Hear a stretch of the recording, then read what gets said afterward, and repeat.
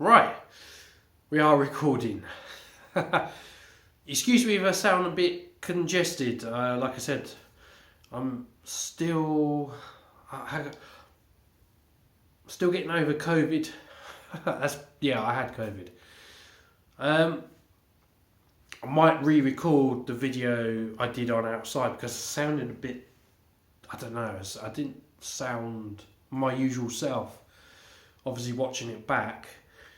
I'll discuss here, and I think I'll remake that video because I just didn't sound my usual self. I've done it in phases. So phase 1 is complete. Phase 1 is all the fencing all the way round and the patio complete. Yes. See, that's it. That's where we are at the moment. Phase 2 is next.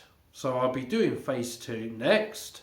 Phase 2 is to put up a small garden shed, so I can store my lawnmower, wheelbarrow, spades, shovels, all the other stuff I need. You know, sledgehammers, all that. Yeah, because obviously I'll be doing some more work, so that's all be stored in there.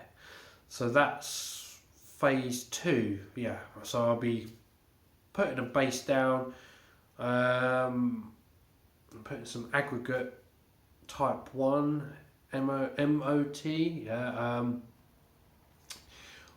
whacker plating that down. So I'm going to be hiring out a whacker plate, so compact it all, and then lay some sharp sand on top, lay the slabs that I rescued from the garden, and the small shed to go on that, and all the tools and everything else go in there. That's phase 2. Then obviously I'll do a video showing you phase 2 complete. Phase 3, if you look, obviously I'm going to redo the video, but look at the video where I show you the update for outside in the garden. Phase 3 is basically I'm going to, at the front where the side gate is, continue on with the fencing, and then take up all the concrete, and then lay slabs, and then I'm going to have some slate material, at the sides. So basically where there's the fence and there's the paving slabs, the edge of it, and in between there I'm neating it up and put some slate.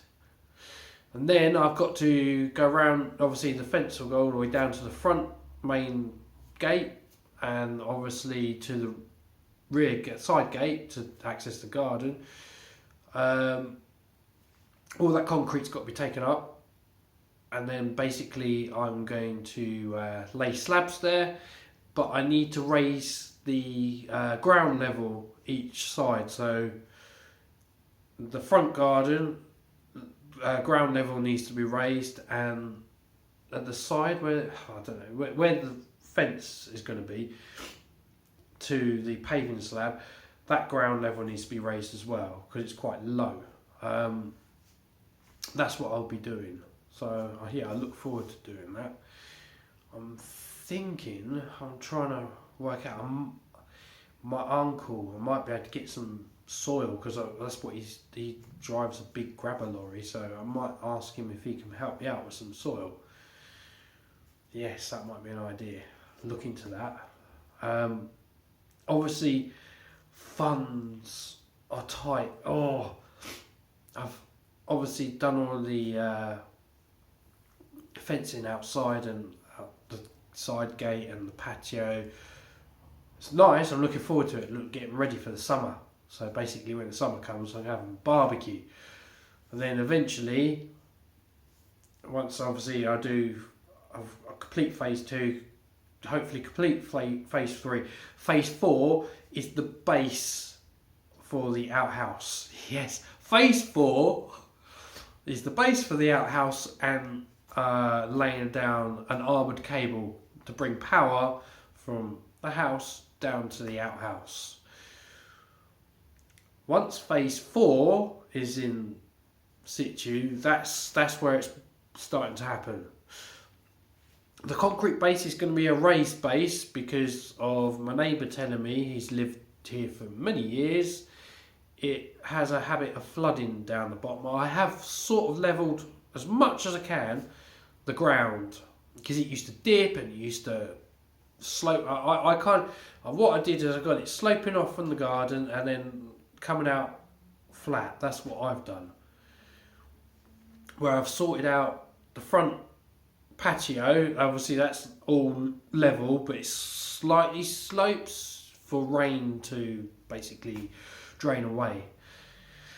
Yes, so I've done that, but obviously some of the soil and stuff was dug out to put the posts for the fencing and all that. I've removed all that and put it down at the bottom of the garden to level it out. So try and get it all nice and level, ready. So what I'll do, when you'll see, obviously, I'll give you a video update on once phase 2 is complete, which is the small little shed.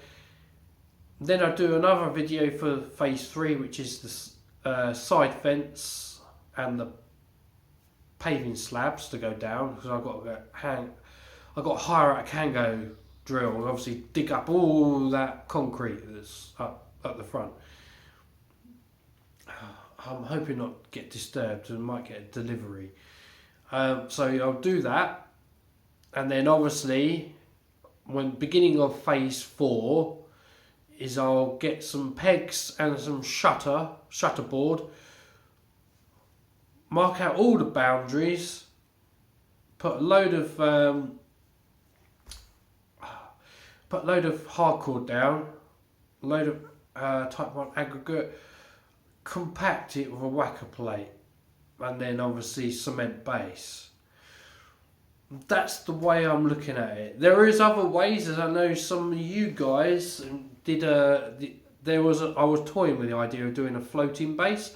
I can make it out of wood. I'm not too sure. I want something a bit more permanent, something a bit more solid, something that will, obviously, because knowing that ground back there floods slightly, concrete is a bit more durable, and obviously I want it raised, so it'll bring up the height a little bit more.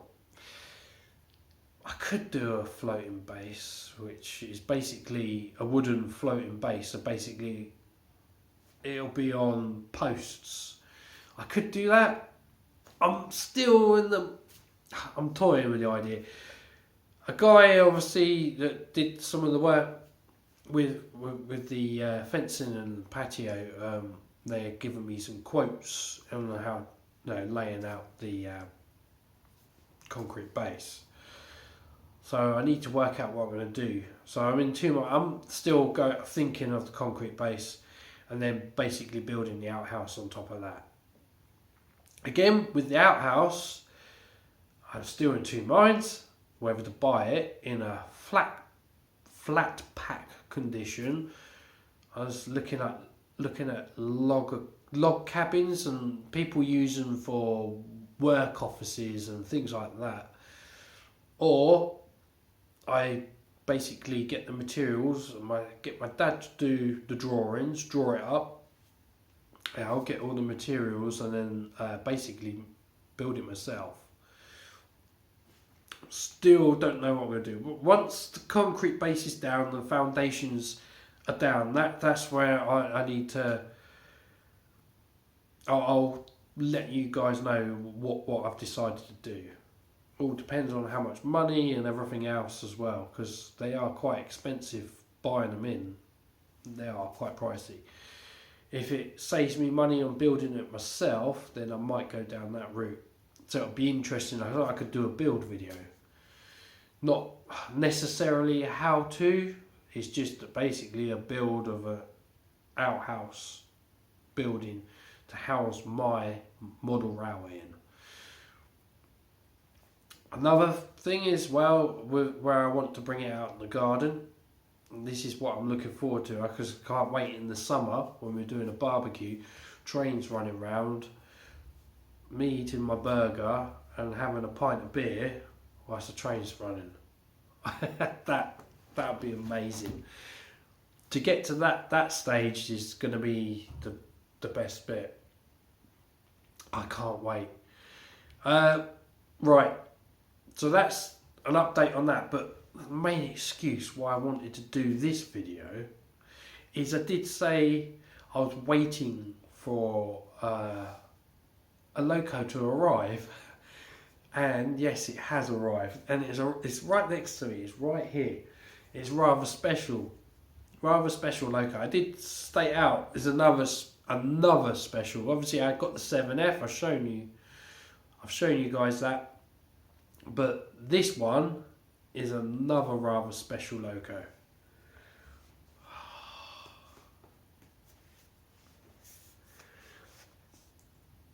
GWR 9400 class. My very first Loco. Obviously I've got the GWR one, the green one. My very first Loco was a Lima 9400. I still got it, and I need to do that video. I want to do a special video on that. And that's where I want to use the proper camcorder and all the other equipment that I've got, and obviously going through an editing suite. I can't wait to record that. I'm looking forward to that. I've got a few ideas of how I'm going to make that video. So the style I make my videos is going to change as well. This is just a stopgap. Obviously, I'm just doing these videos, and I've done them for quite a while now with the phone. It's basically so I've got some content to upload, and obviously then I'm going to go back to all the cameras and everything, and I'm going to have a lapel mic and everything, so take care of all the sounds. I can't wait to do this. Different camera angles, different shooting angles. I'm still learning.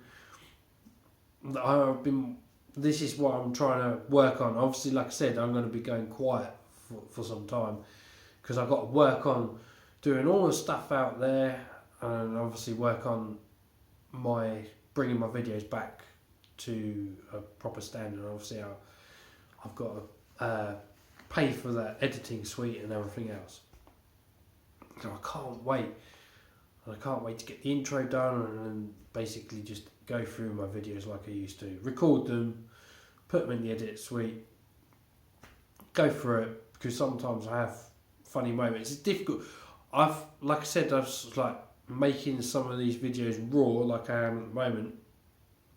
It can be a bit of a pain, because sometimes I get disturbed. Sometimes I have I might do certain things that I'm not happy with. I don't want in the video. So, but still, I still got this.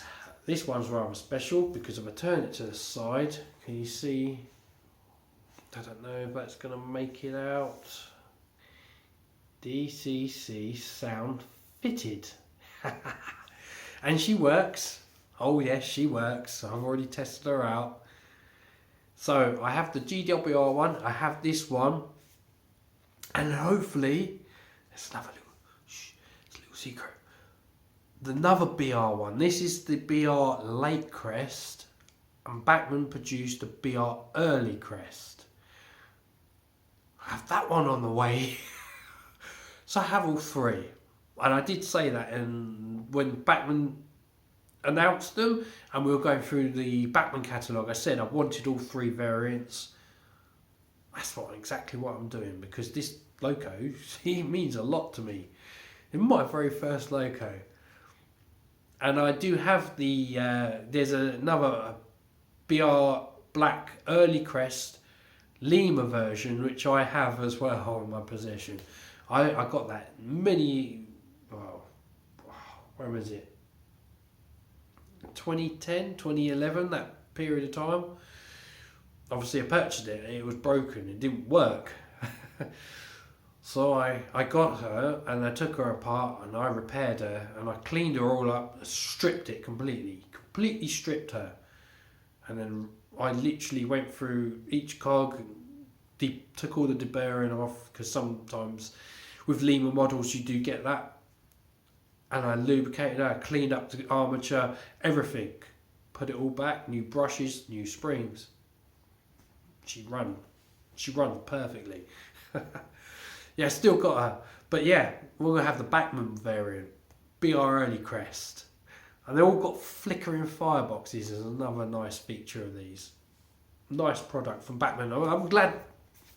I wanted Hornby to do it, but I spoke to Simon many years. When was this? Many years I spoke to Simon about it.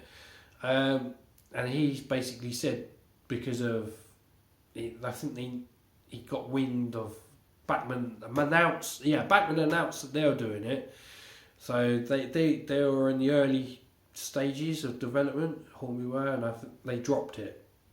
That's what I was told anyway. But I'm glad a manufacturer did it because it means a lot to me. It is. I'm going to get it out of the box so we can have a quick look. Just a quick look. Obviously, I haven't got any track, so I can't do any running or sound videos at the moment. But we can have a quick look. It's a bit tight in the box actually. Get the ice cube packaging out. Yes. She's got etched. I don't know if you see that.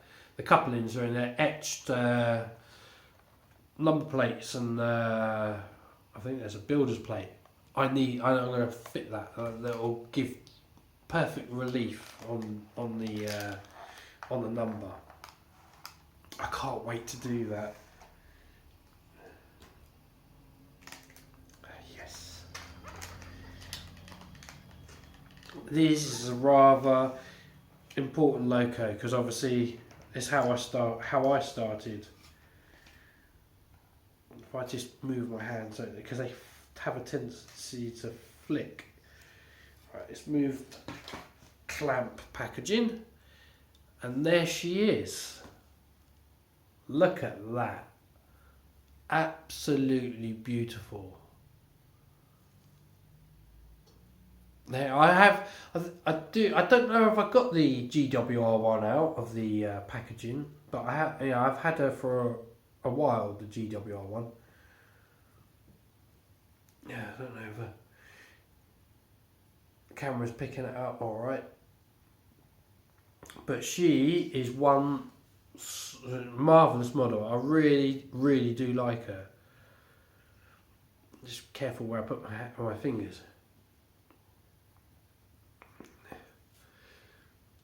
There you go. You can get a bit more of a close up. Sprung buffers. Copper cap chimney. Obviously,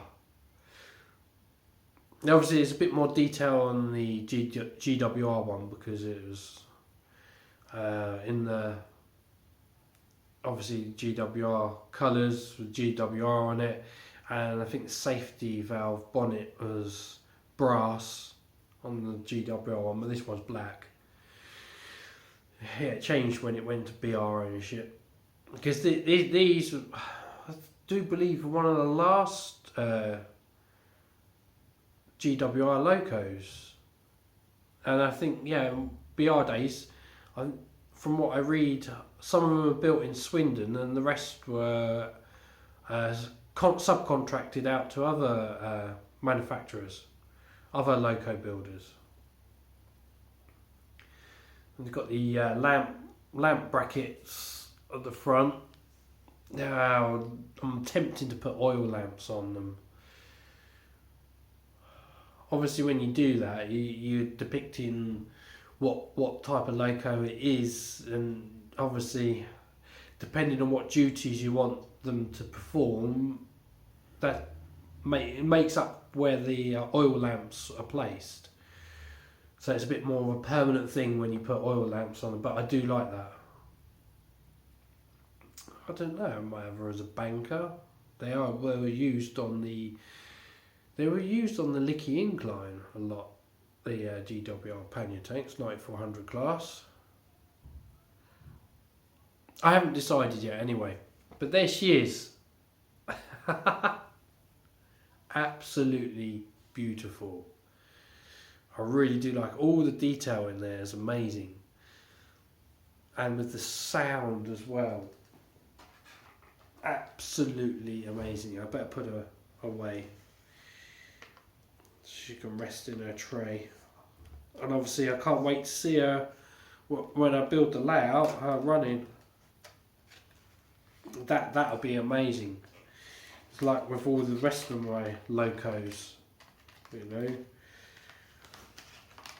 Once the layout's built, and then we could do some proper videos. It's a bit awkward setting up the tracker in the living room. I can do it, but sometimes I prefer not to do it when it's just me here. But at the moment, it's been a bit difficult. Yes, so yes, I'm glad I got this. So, excuse me. The next one, the BR early, and that's completes the trio, because that's what I wanted. I wanted all three, so then I've completed it. A 7F, I still want 809, and then I've completed all the 7Fs. I'm hoping that Bachmann might bring out some more. Whether they do or not, that's another thing. We have to wait and see. I like to see the I think it's the earlier design, because there was slight design variant in the 7Fs. So I would like to see the other design variant. I think they were producing 2 batches. If I don't 100% know, but I've read somewhere that was the case. And Bachmann's tooling depicts the second variant. I think I'm not too sure whether it's the first or the second, but it depicts one of them. I'd like to see the other variant. That would be really nice to see.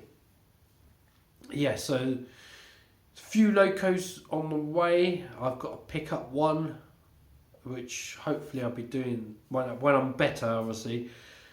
I'll pick that up, and obviously I'll do a quick video on that. I still need to do the other videos, get them up to date, and then it's basically progress with the next phases out in the garden. Exhibitions, and I've got a lot of work to do in here. I did discuss, like I said, I decorated this room quickly. It was just when we moved in, so we could live in it for a while, make it look nice.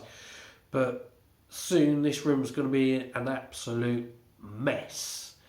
This room's going to be like a builder's merchant. So I've got to take all the furniture out of it. I've got to take up all the flooring. So all the flooring I put down, I've got to remove, and we've got to repair. For some reason, the flooring moves quite a bit. We noticed it when we had the Christmas tree, so I've got to get that sorted. So we're going to be laying, I think we're going to lay some chipboarding, and then basically redo the flooring in here, and then obviously relay the flooring. But I'm not going to relay the flooring straight away, because I've got to do some sockets. I did discuss this, like singular sockets. I'm going to change it for doubles, and also I want to put other sockets in the room, so I've got to do that. I have done one, which is in the corner there. When I did it, it was going okay, but then I noticed plasterboard the plaster. Well, it's not plasterboard. It's plastered on the wall. It was when I started knocking. You could hear it being hollow. I didn't notice it when I started. I just did it. I should have knocked it first, but the plaster had blown. So basically, I have to remove a lot of the plaster in this room. I'm going to get it replastered. I'm going to get it meshed and skimmed. But all the other damaged plaster needs removing. There's a few patches and I've checked around the other parts. That needs sorting out. So there's a replaster job to be done in here. And there's obviously this is going to get redecorated. I want to put some coving up on the ceiling, so around the edges, coving. Got to do that. I'm taking all the skirting off. I've got to do that. In front of me, there's a fireplace. I'm going to remove. Obviously, it's all covered up. I'm going to remove that. I'm going to build a like a shelving unit. Because the fireplace is redundant, there's nothing there, everything's been removed. So I'm going to build a shelving unit in there, and I'm going to place all the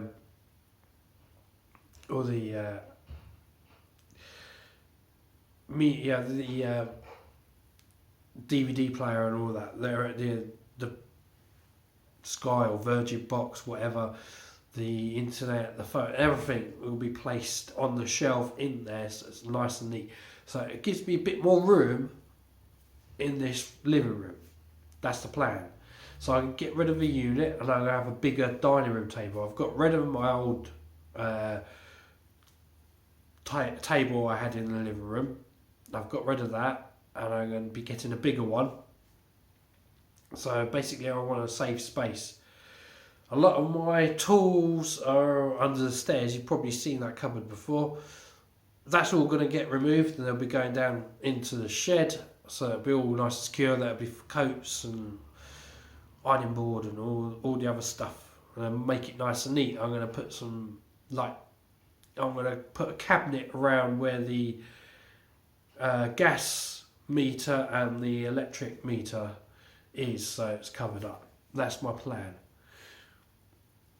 So I've got a lot of work to do, so I might go quiet. Please forgive me. I'm sorry if I do go quiet. Forgive me for it, because I am rather busy. I'll be rather busy doing all these work, all the work that needs to be done. So there's stuff outside, stuff in here to be done. I'm going to get a plasterer to have a look. It's going to get inspected to see anywhere else, because the whole room, like I said, might need redoing. I've knocked on the wall, by tapping. A lot of them are alright, but some areas, mainly near the window, which is the main area where this problem occurs. So basically what happens is the plaster delaminates from the wall, so it's loose. I could literally go to it and rip it out. So that needs redoing. Once that's done, I can crack on with all the other stuff. So that's where I am with that.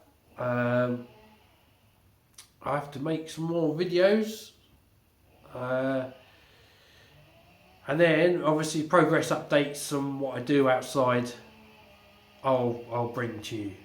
Thank you for watching, and I'll see you guys in the next video. Sorry I rabbited on for so much, but the main reason for this video is to show you this. I'll probably show you the next one, the Early Crest 9400. My favourite loco. I'm glad I've got it. Alright, see you guys in the next video.